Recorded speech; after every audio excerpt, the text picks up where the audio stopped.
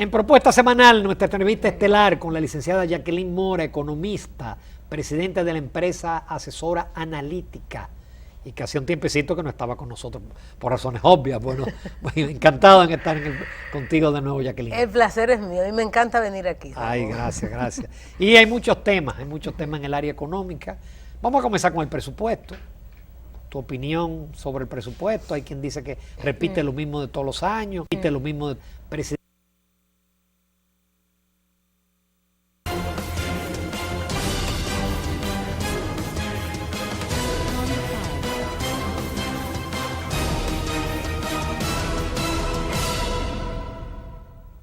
En Propuesta Semanal, nuestra entrevista estelar con la licenciada Jacqueline Mora, economista, presidenta de la empresa asesora analítica, y que hacía un tiempecito que no estaba con nosotros por razones obvias. Bueno, encantado en estar contigo de nuevo, Jacqueline. El placer es mío y me encanta venir aquí. Ay, gracias, gracias. Y hay muchos temas en el área económica. Vamos a comenzar con el presupuesto. Tu opinión sobre el presupuesto. Hay quien dice que repite lo mismo de todos los años, el tema del déficit, del endeudamiento, las instituciones que se quejan de que no le dan los recursos que establecen las leyes.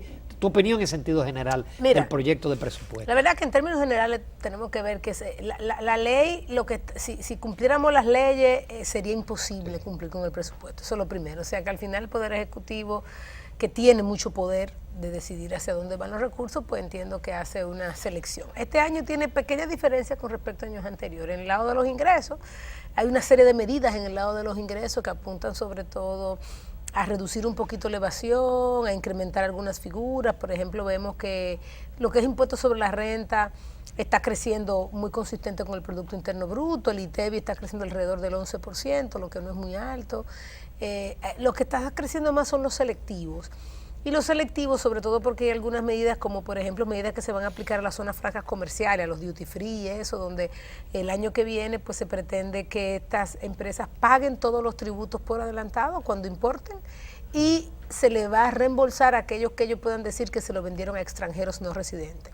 Así que eso ya de nosotros llegar de viaje y comprar el whisky, ya no más a ese precio, ¿verdad? Entonces, esa es una de las medidas. Tendrán que comprar en la zona franca de allá. De allá y venir con su fundito de allá. Exactamente. Así mismo es. Entonces también el tema de que se le va a aplicar el impuesto selectivo a los alcoholes, a todos estos cosméticos, lo que se llaman de que sustancias odoríficas, algunos perfumes que tengan alto porcentaje de alcohol, pues eso también está impactando el tema del selectivo.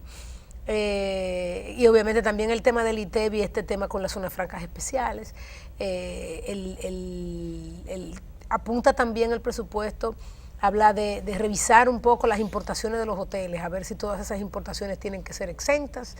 Y hacen ahí también pues una revisión, y eso ha llevado a que algunos impuestos selectivos, por ejemplo el impuesto selectivo a los alcoholes está creciendo en un 24%, pero sobre todo impactado, digamos, por este tipo de medidas. También está obviamente el impuesto al hidrocarburo, que van a seguir con la medida que ya ¿Pero tú crees que realmente esa meta de que la presión llegue a 14.5% del PIB es posible? Mira, yo creo que es posible, pero yo apuntara más a un 14.2, 14. También tenemos un PIB que no va a crecer igual que años anteriores. Exactamente. Entonces eso yo creo que también ayuda un poquito por ahí. En el lado de los gastos, bueno, un presupuesto bastante conservador, similar a lo de años anteriores. En el caso de los gastos se ve el tema así de que, por ejemplo, salud se le incrementa el presupuesto muy poco, creo que un 3% incrementa el presupuesto. Hay más incremento en infraestructura y también incrementos de presupuestos en seguridad. En la parte de seguridad. Porque lo que pasa es que ahora uno no puede ver la salud desconectada de lo que es SENASA y de lo que es esos aportes. Exactamente. Entonces, en las transferencias, que es en el caso de SENASA, no se ve muchas veces directamente por salud, sino que se ve por otras transferencias, y hay que verlo ahí ya más a nivel institucional. Entonces, obviamente que eso apunta, pero ya tú sabes que está todo el tema de los incrementos salariales que quieren los médicos y todo ese tipo de cosas. Pero, digo, hay restricciones que el presupuesto tiene porque las tiene. Termina con un déficit muy similar al que nosotros estamos viendo este año. Este año sabemos que hemos tenido temas de pago importantes, lo que ha limitado un poco la capacidad de pago Pero realmente se dice del que la gobierno. meta de déficit nunca se cumple porque hay unos gastos que se llevan hacia Próximo. hacia adelante, y uno lo ve cuando viene el La financiamiento, reducción. lo dice de que Reducción de cuentas por pagar. exactamente. Teóricamente, Ramón, teóricamente debería estar en el devengado. O Sí. sea, debería ser gasto de vengado no pagado, ¿verdad? Que uno finalmente se pague por reducción de cuentas por pagar. Pero la realidad es que en muchas instituciones quizás son, como tú bien dices, facturas no registradas dentro de un devengado que luego se reducen. Son 57.000 millones para el año Él que ve viene. que llega a un nivel más alto. Sí, pero Más también tú alto. sabes lo que pasa, que este año cuando tú ves el flujo de caja del gobierno, te das cuenta que por ejemplo, al mes de agosto, regularmente el flujo de caja del gobierno anda en unos 20.000 millones, este año está en 60, porque los recursos recibidos, tanto por ingresos como por deuda externa neta, o sea, desembolso menos amortizaciones, son alrededor de unos 60.000 millones de pesos, mientras que los pagos que ha hecho el gobierno en esta fecha son solamente 12.000 millones de pesos. Ha habido un retraso en pagos importante, nada comparable con años anteriores. Entonces hay también Y un eso ha tema de impactado retraso en la pagos. economía. Muchísimo. Por eso la política monetaria tiene que asumir un rol más activo, porque realmente ha habido una contracción precisamente en el gasto de capital. Así mismo, sobre todo en el gasto de capital. Y obviamente la política monetaria hace muchas veces a lo que está llamado. Cuando tú tienes choque transitorio, porque esto es real y efectivamente, en el caso de la política monetaria, al parecer es un choque de pagos transitorios que se está solucionando. Entonces obviamente ahí ha entrado la política monetaria de manera muy agresiva, claramente, aunque los efectos se han tardado en verse, ¿verdad? Pero sí, yo digo que el presupuesto quizás tiene un poquito más de lo mismo, pero al final tiene 2 o 3 medidas de ingreso que son interesantes, que no la habíamos visto antes, que yo creo que eso vale la pena resaltarlo. En el lado del gasto, bueno, Y la no es parte, nada Jacqueline, esperable. del déficit, que tú dices que es similar, aunque en términos nominales es mayor. Antes era 83.000, ahora es 86.000. Ya las necesidades de financiamiento totales son 213.000 millones entre amortización y pago de intereses. Sí, ahí están los 57.000 millones de la reducción de cuentas por pagar. Exactamente. Ahí están esas Que eso del año anterior. Exactamente. Es decir, ¿hasta qué punto podemos seguir con estos niveles de déficit? Mira, Porque hay quien dice que estamos llegando casi al borde de la insostenibilidad fiscal. no, de hecho, un exgobernador del Banco Central chileno, un doctor en economía muy conocido, Vittorio Corvo, dice que en economía como la nuestra, el máximo debe ser entre 30 y 40. Nosotros Y ya vamos, pasamos ya. ya pasamos esa parte. Yo creo de verdad, Ramón, que cuando tú analizas la sostenibilidad con los indicadores normales, no te vas a encontrar en un proceso de insostenibilidad. Ahora, lo que yo creo es que estamos dejando de lado mucho gasto social importante. Cuando nosotros tenemos una carga de la deuda, o sea, cada vez pagar deuda carga más al gobierno. Y como tal, entonces, los financiamientos se están buscando cada vez más para pagar deuda y también para pagar intereses de la deuda. Entonces ya tú estás con un gasto corriente superior a un ingreso corriente. O sea, ya ni siquiera te da para tú invertir. Y los temas de infraestructura sabemos que son importantísimos en el caso de la República Dominicana, los temas sociales, porque no solamente es mejorar ese gasto en salud que se hace todavía. Tenemos mucha gente, los indicadores de salud en República Dominicana todavía están muy retrasados con respecto a La mortalidad materna, la mortalidad infantil todavía. Tenemos un nivel de retraso importantísimo. Entonces, yo creo que de esa perspectiva que tenemos que ver la sostenibilidad. Yo siempre voy a poder pagar mi deuda, aunque se mueran más niños. Yo siempre voy a poder pagar mi deuda, exacto, aunque los niños, la educación de los niños sea paupérrima, con unas instalaciones educativas bellísimas, con unos comedores de niños chulísimos, con un desayuno escolar buenísimo, con una calidad de la educación mediocre, ¿verdad? Entonces yo creo que desde esa perspectiva nosotros estamos pasados hace tiempo. O sea, y obviamente que el ajuste, y tuviste que acaba de salir el informe de Oxfam, donde dice el tema de los ahorros que puede haber por ineficiencia en el gasto público. Pero nosotros estamos en un dilema fuerte. Mira esto que está pasando ahora con la política fiscal. Mira cómo ha afectado la economía. ¿Tú te imaginas que la política fiscal haga un recorte de un 1% del PIB en los gastos? No, sería... O despedir empleados y cerrar instituciones. O sea, esto es algo que se tiene que dar, que debe darse, tiene que darse en consonancia con el sector privado y ver de qué manera se va dando este nivel de absorción. O sea, cómo yo voy haciendo que esta empleomanía que yo estoy sacando de ahí se vaya entrando con alguna práctica, con alguna estrategia dentro del sector privado. Lo que pasa también, Ramón, es que nosotros sabemos que hay mucha de esa gente que ni siquiera está trabajando. Exacto. Entonces Están no, en no un están tema, están en nominillo. entonces no es un tema de absorción, Sí. es un tema de ingreso. Es gente que no quieren trabajar, que no es un salario, sueldo. Y eso es terrible. Es una práctica que romper con ella es políticamente muy costoso, pero es socialmente más costoso. Pero tarde o temprano tendrá que producirse Un rompimiento. y un ajuste fiscal. Será en el 20, le tocará al gobierno, porque parece que el gobierno ya no va a hacer pacto fiscal. No, Bueno, no, el tomó pacto 2 años y medio el pacto eléctrico. Y mira el pacto que salió. Exacto. Mira, se tomó 2 años el pacto Pacto eléctrico. cosmético. Una declaración de buenas intenciones. Una declaración de aquí al 2023. Sí. O sea, es una cosa que bueno, tenemos un pacto. Si lo que queremos era un pacto Exacto. lo tenemos. Si lo que queremos es una solución Qué rápida. difícil sería un pacto fiscal donde hay tantos intereses en juego. Y un pacto fiscal con un pacto eléctrico como este. Se supone esto era un insumo fundamental para el pacto fiscal. O sea, regularizar todo este tema de la sede, de la transferencia del sector eléctrico, es el paso número 1 para tú poder hacer un pacto fiscal decente. Que hemos estado un poco mejor gracias a la caída en los precios de los combustibles. Pero claramente, la caída de las tasas de interés. Si no, el subsidio eléctrico todavía estuviera por encima de los $1.000 millones como lo tuvo en los años anteriores. Así mismo. O sea, si aquí vienen juntos 2 choques de tasa de interés y de precio del petróleo. Adiós, que reparta suerte. Eso es uno de los temas más frágiles que yo le veo, es esa dependencia que tenemos en ese financiamiento externo barato que hemos tenido hasta ahora y obviamente en estos commodities que nos han ayudado, porque inclusive la perspectiva para el año que viene el precio del petróleo es bastante buena e inclusive la del oro es buena. La del oro. O sea que ahí yo creo que el ¿Será año que por viene eso que tiene buena entonces las perspectiva? clasificadoras de crédito nos ven tan bien y mejoran la clasificación de crédito del país? Mira, también cuando tú te comparas con la región, sucede que hay mucha comparación con la región. Y cuando tú te comparas con la región te das cuenta que en términos relativos somos mejores presentando la información, sí. O estamos muchísimo mejor. Hay cosas que tú lo ves claramente en la economía dominicana que están avanzando, porque uno tampoco se puede poner un antifaz, ¿verdad? O unos lentes oscuros. Y ver siempre el vaso vacío. Y ver siempre el vaso vacío. Hay 2 o 3 cosas que tú ves que van avanzando. El tema del turismo, yo creo que el año que viene va a ser fantástico el turismo. Y tuvimos la suerte que no hubo daños en los polos turísticos con los huracanes. No, y tuvimos la suerte, que es una pena, que sí hubo daños en otros países que van a traer el turismo a la República Dominicana. Los de Puerto Rico. Los de Puerto Rico, por ejemplo, y otras islitas con las que hoy nosotros estamos compitiendo. O sea, ya nosotros hemos desarrollado un turismo muy pequeño todavía, pero un turismo de alto ingreso, un Tortuga Bay, uno de esos hoteles, que está compitiendo con estas islitas que son islas boutiques.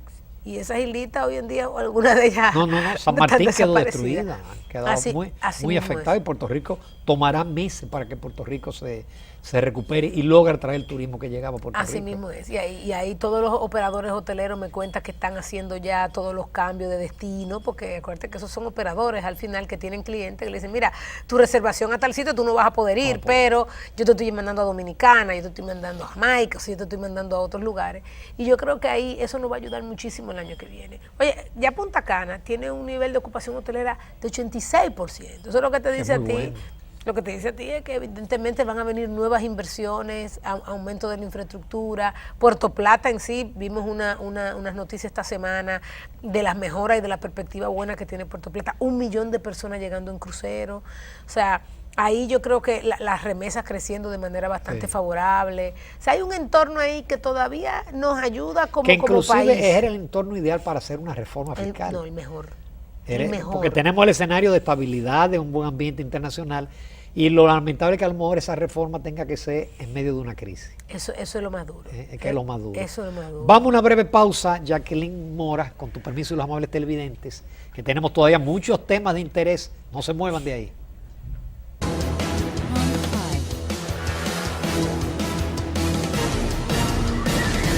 Bien, continuamos con la economista Jacqueline Mora, presidenta también de la empresa Analítica, una de las empresas asesoras.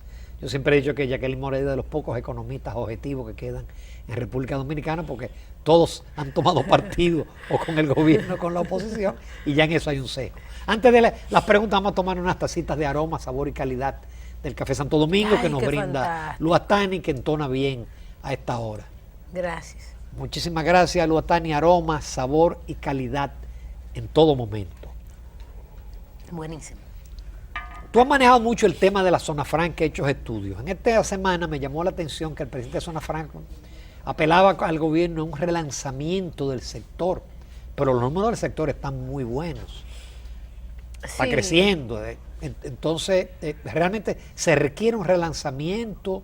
Tenemos posibilidad de seguir creciendo, de seguir innovando en ese sector. Mira, eso es una muy buena pregunta. Yo creo que el sector ha pedido esto por muchos años ya, porque nosotros en un momento hemos sido hasta beneficiados más que por una estrategia, por una situación en Puerto Rico. O sea, todo ese crecimiento aquí que hubo de las zonas francas en temas de aparatos médicos Sí. y todo eso fue obviamente una salida que hubo de Puerto Rico que vino a República Dominicana.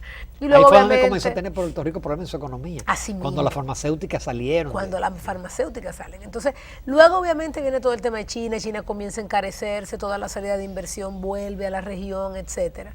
Y obviamente que el Tratado de Libre Comercio pues también al final empujó un poco la zona franca. Sin embargo, cuando tú miras la zona franca, todavía el aporte neto que puede tener, que es un sector industrial, está todavía muy limitado porque son una zona franca de importación, importan muchísimo. Han creado algunas cadenas de valor interna, pero cuando tú la analizas, hay una gran importación dentro de la zona Pero franca. hay áreas textiles donde ya lo hacen todo. Bueno, La tela, sí, no, pero importan tela todavía. Por ejemplo, el tabaco se importa muchísimo. Todavía se demanda, hay demanda local, claramente, y han desarrollado unos clústeres lindísimos. Pero todavía cuando tú ves las importaciones de tabaco son impresionantes. Entonces, cuando hablamos de un relanzamiento, y yo entiendo que lo que dice el presidente en ese momento, el presidente de Zona Franca, es algo que la Zona Franca han estado pidiendo por mucha época y está muy vinculado a cómo atar la oportunidad internacional que hay de traerte zona franca donde tú tengas mayor valor agregado dentro de la economía. Y eso es, digamos, lo que se necesita en República Dominicana. Un poco también el relanzamiento entiendo que lo piden, porque sabemos que en el último año el gobierno ha sido muy duro, ¿verdad? Muy fuerte, diciéndole a la zona franca, no, espérate, este esquema de incentivo tuyo está muy abierto, vamos a racionalizarlo, vamos a ponerlo más pequeño y lo estoy pensando tu esquema de incentivo. Entonces yo creo que es un buen momento para decirle, mire, en vez de solamente fijarnos en el esquema de incentivo, vamos a sentarnos, vamos a redefinir este esquema de incentivos si tú lo quieres redefinir, pero dame certidumbre. Exacto. Porque lo que ha pasado en el último año es un sí pero no, mira, y te estoy mirando y ahora el carnet te lo voy a quitar y el ITEV y te paro en aduana. Entonces, mira, vamos a sentarnos. Sí. Reglas claras. Vamos a poner las reglas claras, pero al mismo tiempo vamos a ver si comenzamos. Por ejemplo, aquí vino en una ocasión una zona franca que quería ensamblar vehículos en República Dominicana, pero cuando vio a los ingenieros que se graduaban aquí, dije, pero es que todos los ingenieros que se gradúan aquí son lo que yo necesito. O sea, yo no te voy a dejar un solo ingeniero en la economía y no hay suficiente ingeniero eléctrico, no hay suficientes técnicos. Entonces yo creo que también hace falta... Aquí lo que tenemos son muchos abogados. Ay, Dios mío. Y muchos psicólogos. Sí. Y muchos médicos. Y si seguimos, si la economía sigue como va, vamos a necesitar más psicólogos. Sí. pero en el caso de zona franca hay que hacer una estrategia conjunta de, okay, ¿cuál es la zona franca que yo quiero? Pero entonces, ¿cuál es la oferta laboral que yo necesito para esa zona franca? ¿Cuáles son las capacitaciones que yo necesito para zona franca? Entonces, tiene que ser una estrategia conjunta sector público, Claro. sector privado. Pero ahí yo naturalmente. esta semana entrevisté a alguien del tema de los call centers. Bueno, hay una posibilidad de crecimiento, pero no hay tantos muchachos que sepan hablar inglés en República Dominicana. No, inclusive otros idiomas. Y se están yendo, ¿sabe a dónde? A India, que está creciendo de manera vertiginosa. Entonces, yo creo que esa estrategia, ¿qué es lo que queremos en la zona? ¿Queremos más call center? Bueno, mira con turismo. El gobierno tiene unos programas de capacitación de técnicos en turismo buenísimos. Muchísima gente se está entrando a esos programas de capacitación de técnicos en turismo. Muchachas que antes estaban en los servicios familiares, hoy en día se están yendo a capacitar para irse a trabajar a los hoteles. Entonces, si tú quieres una estrategia como esa, tú definiste 10 millones de turistas. Ok, tienes que hacer una estrategia con eso. ¿Cuál es el objetivo con zona franca? No existe. Que es un sector importante. Que es un sector importante. Entonces, yo creo que a eso es que está pidiendo, exacto. Mira, vamos a poner las reglas claras, pero entonces también vamos a hacer una estrategia. Yo creo que es sano para la economía, poner las reglas claras de este sector, cómo va a ser y todo. Ahora, ante esta disminución, una posible disminución de la tasa de impuestos sobre la renta en Estados Unidos, la estrategia con zona franca debe revisarse. Yo creo que también lo que ellos están diciendo es, mira, si definitivamente en Estados Unidos hay un 15. Hay un 15. Y aquí no se sabe. Y los niveles o sea, no sabemos en qué pie estamos parados y los niveles de productividad son como son.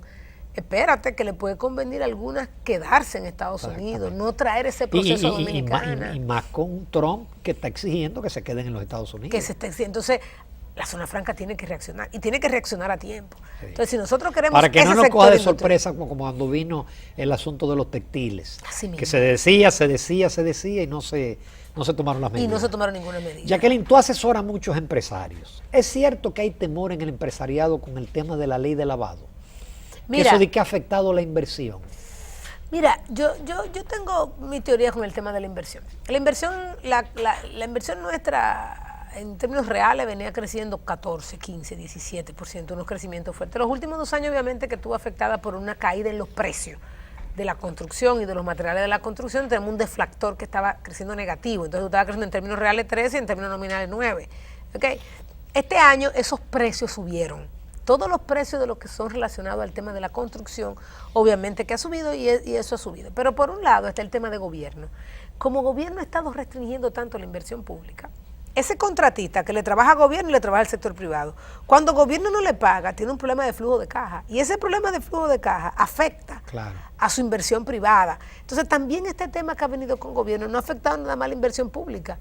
Ha afectado real y efectivamente también el flujo de caja de esas inversiones privadas, de esas empresas que están atadas al gobierno. Yo creo que por un lado está esa parte. Por el otro lado, pues está el tema de este incremento de precio de la construcción, obviamente, y de un ambiente, sí, de un poco de incertidumbre en el empresariado, que tiene que ver tanto con la ley de lavado como con las reglas fiscales. Tenemos un año que si va reforma, que si no va reforma, que si me van a quitar incentivos, que si, por ejemplo, en el presupuesto está muy claro el hecho de que le van a revisar los incentivos a los fideicomisos. Sabes que los fideicomisos tienen una serie de incentivos. Pero que es una ley reciente. Eso es una ley reciente, pero dicen, espérate que vamos a comenzar a ver los incentivos de fideicomiso. Una vez que tú dices, lo voy a ver, todos los fideicomisos de inversión dicen, bueno, pero que va creciendo eso. Que va creciendo, pero dice, espérate, déjame ver cuál va a ser el cambio que va a haber en este tema. A nivel de la ley de lavado, es otra. La ley de lavado es una ley muy amplia que tiene un alcance bastante, no solamente para el lado de la construcción, también para el lado de automotriz, por el tema, obviamente, del conozca a tu cliente, de todo ese proceso de las transacciones, empezó que se hace. Y yo creo que eso ha tenido también un impacto. Sin embargo, tuve todavía sí, que para la banca, la banca no tiene problema porque la banca hace tiempo que viene, pero estos son sectores que nunca habían. Se vendían los vehículos de contado, los apartamentos se compraban de contado. Así mismo. Entonces, y simplemente cuando tú ibas a la banca y tú decías, no, pero este dinero yo lo traje porque vendí un apartamento, bueno, la banca te decía, perfecto, sector construcción, vendí un apartamento, aquí llegó el dinero. Pero entonces ahora hay un Parece que también, Jacqueline, hay un problema de permisología en República Dominicana. Porque, por ejemplo, de los recursos liberados por el Banco Central, el sector que menos ha utilizado es el sector de vivienda. De hecho, el viernes había una reunión de ese sector y el alegato de ello es el tiempo que pasa para la aprobación de los planos entre obras públicas, medio ambiente, ayuntamiento, etcétera. Y entonces eso ha retrasado. Ese es el alegato de los promotores de viviendas. Pero eso es el que se va a liberar para construcción, no para hipotecario. Exacto, el que se va a liberar para construcción. Para construcción directamente. Sí. Mira, es el que menos se ha usado y el alegato de los promotores es que es muy lento el tema de los permisos en República Dominicana. Mira, eso siempre ha salido en los doing business, ¿verdad? El tema de los permisos, yo creo que es una de las cosas que no me tiene, pero ha sido siempre. O sea, el que ya tenía permiso y venía con permiso, era el momento ideal para aprovecharlo. O sea, no es que lo de los permisos empeoró.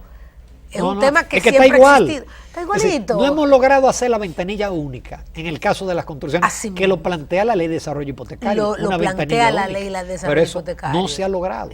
Usted tiene que ir al ayuntamiento, a medio ambiente, obra pública. Aprobar los planos aquí, aprobar los planos en el otro. Pero eso siempre ha existido. O sea, que yo estoy segura que hay un pipeline de proyectos que ya tenía esto aprobado, que yo creo que el tema de la ley de lavado, quizá ellos no te lo van a decir a la clara, porque sentarse ahí y decirte eso es duro, Ramón. O sea, decirte que yo le tengo miedo a la ley de lavado.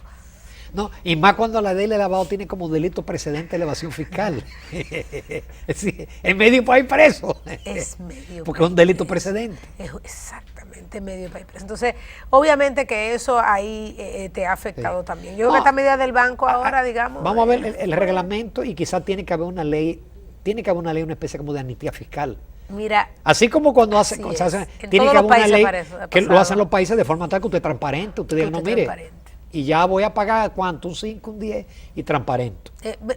Yo creo que es una condición sine qua non para que esto camine sin grandes trabas ya con esta situación económica que nosotros tenemos. ¿Tú estás de acuerdo con las medidas monetarias, no? La liberación de recursos. En términos generales, sí. Yo creo que cuando nosotros vemos un choque transitorio, tenemos que venir con una política monetaria expansiva obligatoriamente. Yo creo que el Banco Central tiene más información que todos nosotros, porque cuando tú pasas de un esquema a otro esquema tan... Préstalo como tú lo puedas prestar. Sí, el que quiera. El que quiera. Y entonces tú entras de una vez las medidas del REA y todo ese tipo de cosas. Obviamente que el Banco Central está viendo una situación que entiende que es muy transitoria y se está yendo por ahí. Yo creo... Obviamente que septiembre tiene que haber sido un mes malo en términos económicos. El gobernador no dio los datos a septiembre porque ha habido un retraso, pero obviamente que esos huracanes y la parálisis que hubo en el país y en diferentes sectores y los daños a la agricultura, definitivamente septiembre no puede haber sido un mes bueno. Y julio no fue un mes bueno tampoco. Julio tampoco fue un mes bueno. Mira, yo creo que en términos generales sí. Hay un tema. Y es que últimamente hemos visto cómo ha venido subiendo mucho en el sector consumo las tasas de morosidad. Y obviamente la pérdida de los bancos por las provisiones que ha tenido que hacer. Entonces, cuando tú utilizas como medicina y tú ves los niveles de endeudamiento de los hogares que han aumentado fuertemente, porque tú dices, acá hay desempleo. No, los indicadores de empleo no te dan problema de empleo, lo que te dan es un problema de ingreso disponible, que al parecer ahí tenemos un problema de ingreso disponible. Entonces, cuando tú lo quieres arrancar una economía con la misma medicina que posiblemente causó la situación a la que yo estoy llegando, porque un banco hoy quiere prestar, pero ahora hay más morosos que antes y por ende su mercado potencial está más pequeñito.